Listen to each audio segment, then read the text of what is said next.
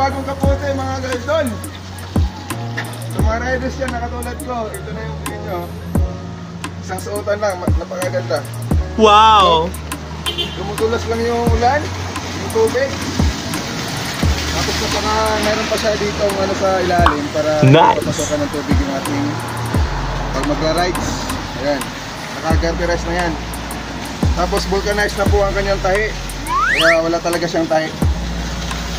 Then, hindi siya non-windshield, hindi siya mahaba. Iba katulad ng Puncho na may mga dito, may buton sa gilid-gilid na medyo pag mag-rides ka pumapalakpak. Dito hindi, tama lang yung fit. Ang height ko is 5'11", then kinuha ko is 2XL. Ito yung kahaba niya. Sakto-sakto lang. Wala pang 300 to. Napakalambot ng tila, hindi mainit.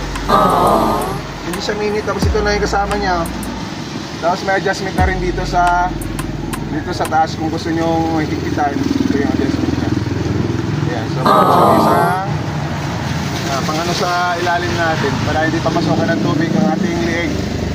Kasi doon pumasok yung tubig eh. Tapos kung mayroon ka ng helmet, sakmo-sakmo na to, sakop na. So madali lang siyang isuot. Ito yun.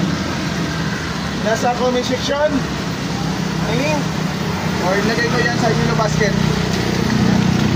May available color nito, may 3 color lang yata. So kinuha ko is yung black. So para legit yung makuha, katulad ko dyan sa Manila basket. Napakalambot ng tila, parang Ruby Rice Ruby Rice. Yan Ruby Rice siya. Manipis lang siya, hindi siya mabigat.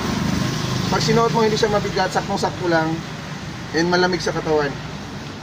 Kagandahan dito, ito nga, meron siyang garter dito sa ilalim para hindi papasok yung tubig. Kung halimbawa naka-gloves kayo, tamang-tama lang yung ng gloves. Yan matatakpan niya.